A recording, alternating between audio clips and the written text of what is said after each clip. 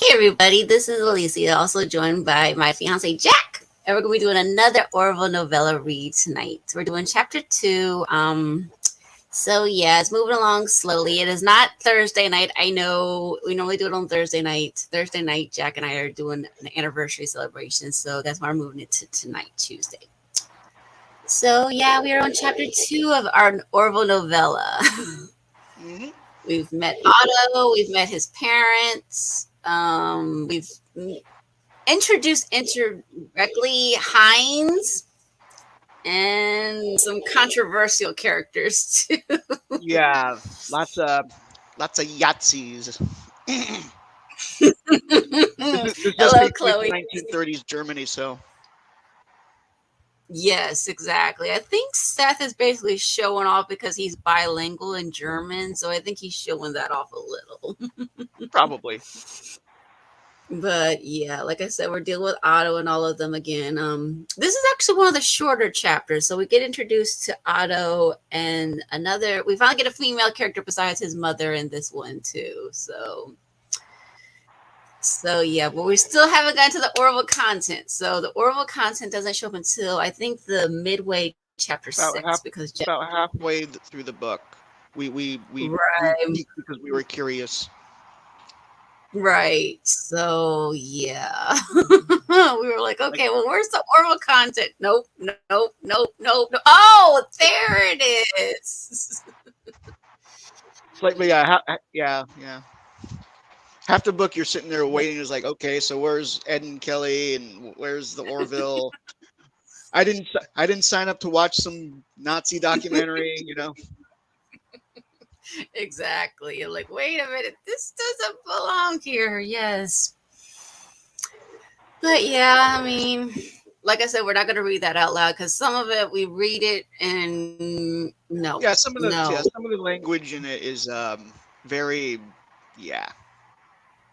I mean, we skim it. We read at least 3 times. I will say this much that me and Jack read at least 3 times before we go public for all of you guys to hear us. And then when we finally release it, we just share the screen. We don't read it. We just said, nope, not reading that. Moving on.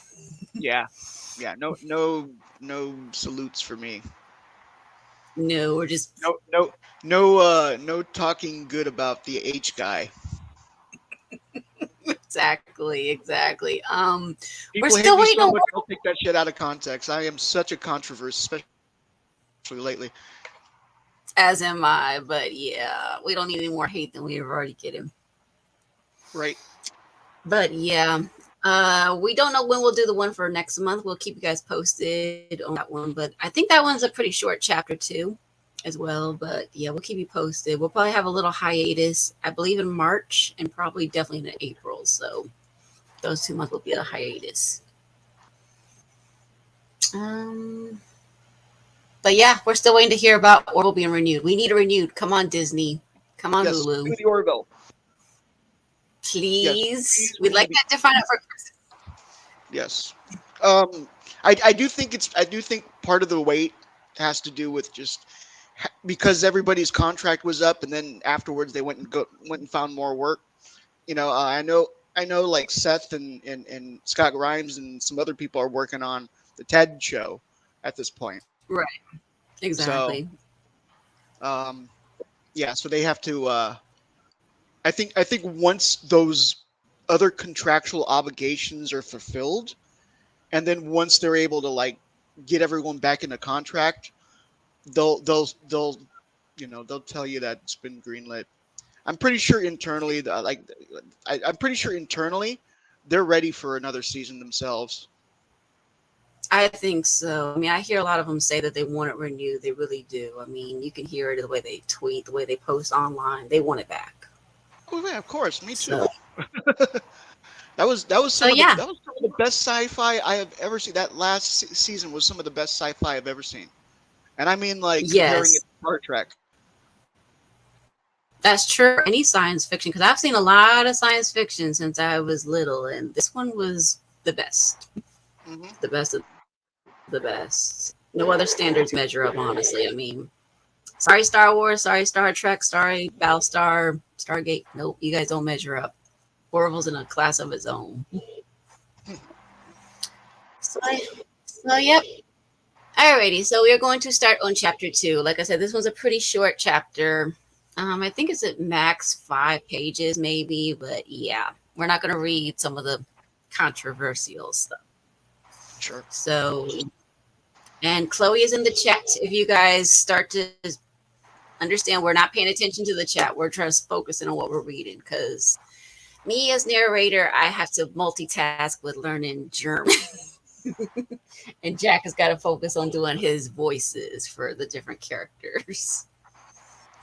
Most of them are the same guy, the same voice. Practically, 12, yes. 12 different people, and like I only do a different voice for 2 of them. Yes. Yes. I have to switch mine up a little bit from my narrator voice. So, yeah. Alrighty. Are you ready, my dear? I am ready with my Mexican Coke, which, by the way, is much better than the Coke they sell here with the cans and the bottles, because this, unlike we make our Cokes with high fructose corn syrup, but Mexico makes their Coke with the fuck is it called? Sugar. Sugar cane, and it tastes much better. Yes, I'm sure it does. I need to try it one day for sure. Send me a check, Coke. This is not sponsored by Coke. We hope it's not sponsored by Orville instead. But we'll happily take Coke. Yes, just don't hype it up like the Harrier Jet Pepsi did. Oh man, that was a crazy document. We'll talk about that later. Yes, that's later. Okay, are you ready? Yes. Chapter 2. Otto's gaze swept across the grandiose ballroom as the liquid ebb and flow of colorful bodies danced by champagne fields sparkled. Although the emblazoned banners that hung high on the walls dominated the decor, the presence of a multitude of nationalities was evident. Italian, English, Swiss, Spanish, Danish, Hungarian, Belgian, and a few others. Otto's recognized. There were ambassadors, politicians, military attachés, and of course others of the party. He marveled at the rapid transformation that had occurred since Hitler had firmly entrenched as the leader of Germany. As promised, he had restored the nation's greatness, and evidenced by the show of power assembled in this room. Successfully making a mockery of the fear-mongering alarmist histrionics of the foreign press. Nope. Reclaiming Germany's historic lands and positioning the country for further expansion while expertly keeping the peace, despite absurd predictions of the journalist. Otto felt supremely fortunate to be among those in attendance at the sumptuous affair, courtesy of his good friend Heinz Fischer, who had extended the invitation. The two felt like lords of creation as they strolled the soiree in their smartly pressed SS uniforms, a pair of rising standouts seemingly destined for long, prosperous careers. I wish my uncle could be here. Remarked Otto with a prideful smile. He would be ecstatic. He fought in 1914. Infantry?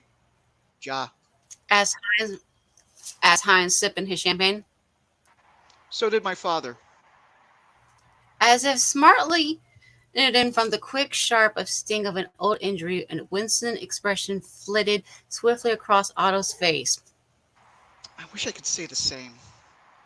He muttered, glancing absently at a pair of naval attachés engaged in a friendly debate of some variety. Your father didn't serve?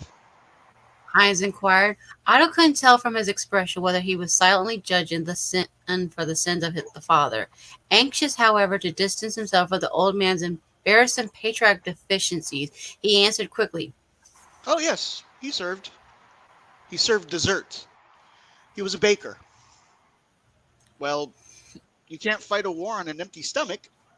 Heinz replied with a wry grin. Otto was quietly grateful for his friend's light tone. He certainly didn't. Heinz gave him a supportive slap on the back. He must be very proud of you now, no? Hardly. We haven't spoken in 5 years. He's too blind to see what is done for Germany, and he'd rather we remained a punching bag for the Allies. But Heinz appeared not to be listening. Instead, his gaze was fixed upon the far corner of the hall. Otto turned to look. Beside a long table decked out with glorious array of pastries that put his father's paltry efforts to shame, Otto beheld an even more glorious sight. Three women laughed gaily over some shared joke as they nibbled from a multi-tiered platter of chocolate scones. Two pleasantly handsome, perhaps in their early 50s, but the third. Otto felt the rushing tide of instant longing as it surged through his bloodstream. She was blonde, perhaps 20 years old, with piercing blue eyes and a stunningly magnetic, heaven-smitten smile as looked as if it could and must be her permanent expression. She threw her head back as she laughed, accentuating an elegant jawbone that Michelangelo would envy. Who was who she was, Otto had no idea. Perhaps Heinz knew. I've only seen her once before, He said. at a reception for the Danish ambassador, but I never learned her name. As Otto pondered the seemingly Herculean challenge of wrangling a formal introduction to this magnificent creature, and the likely reality that such a woman must be spoken for, an unfamiliar voice jolted him back to reality. I trust you boys are enjoying yourselves. He turned to find himself face to face with a formidable-looking SS general. Instantly, both he and Heinz snapped to attention, their boot heels clicking and their arms shooting skyward in salute to the superior officer. Not saying that. No, the boys barked out in unison. The general responded with what sounded like the trace of amusement. He addressed Heinz, gesturing to Otto. And who might this be? Otto realized that his friend was already acquainted with the man. Heinz answered crisply. Oberjunker Otto Vogel. This is my commanding officer, General Schmidt. An honor, sir. Said Otto with a deferential tilt of the head. I was humbled when Heinz offered the invitation. Yes, rather unorthodox to be sure. However, I'm sure Heinz told you of my little idiosyncrasy. He did, sir. It is our good fortune. As Heinz had informed him, General Schmidt always tried to sneak a few low-ranking SS officers into these high-profile gatherings. It was his belief that an occasional first-hand glimpse of the glory enjoyed by those dedicated their lives to the SS and the party and faithfully endured the long, slow climb through its hierarchy would further fuel the loyalty and conviction of the up-and-comers. It was tactfully understood that those who lucked in this special privilege would return to their peers with glowing accounts of the experience which would trickle down through the ranks, where they would fortify a thicker membrane of loyalty. So here they were, two SS officer candidates in their mid-20s getting a taste of the high life. I see you've been admiring the view. For a moment, Otto was confused by the remark. Then suddenly he felt the blood rush into his cheeks as he realized what the general meant. He had observed their interest in the blonde girl's comely face and lithe figure. Oh, yes, sir. Otto sputtered lamely. Quite lovely. The general smiled. Yes, sir. So tell me, The general idly wiped a smooth, small wrinkle in his lapel with two fingers. what would you do with a woman like that? Heinz and Otto looked at each other nervously. Otto had the acute sensation that he was being toyed with for some as yet unclear reason. He was grateful when Heinz spoke first. I think I would put her on a pedestal every day. Then with a jovial, lavish glint, And haul her down at night. Otto's eyes widened. Such a real-bald attempt at humor was a bold gamble. At first it seemed to pay off as the general chuckled gamely, but almost immediately Otto registered an odd sub-layer to his expression. Well, you know what our friends the Italians say. The general quipped. Only peasants make love at night. To Otto's dismay, the general then turned his attention to him. Not off the hook after all. And what about you, young man? Sir? Otto stalled. What would you do with a woman like that? He felt himself beginning to sweat. Was this, in fact, merely man-to-man verbal horseplay, Or was he being tested in some fashion? For lack of a better option, he chose wide-eyed honesty. I would I would ask her to marry me. The general seemed genuinely amused and delighted by this response, his laugh far warmer than it had been with Heinz. Marry you? He repeated a slight bounce in his dominated stance. Don't you think you should meet her first? Meet her? He glanced at Heinz, but the other boy was just as perplexed. The general suddenly called across the room with a round-toned projection one would expect from an officer of such rarefied rank. Annalise, come here. The woman immediately glided across the room with cheerful confidence, filling Otto with a mix of exhilaration and panic as she approached. He had the distinct sensation of standing on a railroad track, watching a powerful locomotive rushing toward him, and he had to fight the urge to get out of the way. He hoped his perspiration wasn't too visible. The general wrapped an arm around the girl's waist and beamed with pride as he introduced her. I would like you to meet my daughter, Annalise. These are Lieutenants Heinz Fischer and Otto Vogel. A pleasure, she said. Her voice was a surprisingly smooth, velvetly self-assured alto that only exasperated Otto's schizophrenic impulses to feel the caress of those soft ivory arms, and at the same time to be anywhere else but inside this socially petrifying circle of discourse. How do you know my father? She asked as she tossed in the door and looked upward at the imposing man, whose return glance appeared to be more docile than any SS would have seemed capable of, let alone one of the general's rank. I I have the honor of serving under his command. Heinz managed to say, You're very fortunate, she smiled. And you, Herr Vogel? Otto opened his mouth, and to his horror nothing came out. He surely must have resembled the subject of Edvard Munch's disturbing contribution to the vulgar movement of proto-expressionism. What was it called? The Screen? I But that single little droplet of sound was apparently all that his dry pops would offer. Otto and I have just met. The general said, bailing him out. However, he's been quite forthcoming with when sharing his interest. Oh, really? She answered with curiosity. Such as? The sacred matrimony institution of matrimony, for example. Otto wanted to die, but the general pushed us onward with waggish delight. Tell me her. I'm sorry. Tell me, Herr Vogel, what do you think of my Annalise? Do you still want to marry her? I do. As said Otto, as she gently slid the gold ring onto his finger. So that was a And very, that is the very end of short courtship. Very short. That was very short. That's a very short courtship. Yes. Yes, that was about less than 5 minutes. I That know. courtship. I'm thinking he just met her. Yep. And the general said, "Oh, what you do?" Like, what would you do with that woman? He asked Heinz first, and Heinz was like, "Oh, I don't, basically grinding the statue like Lamar."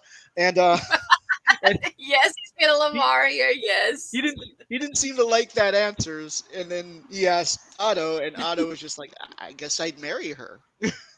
And he was And like, then he says, "Oh, "That's come with that's me." what I was looking."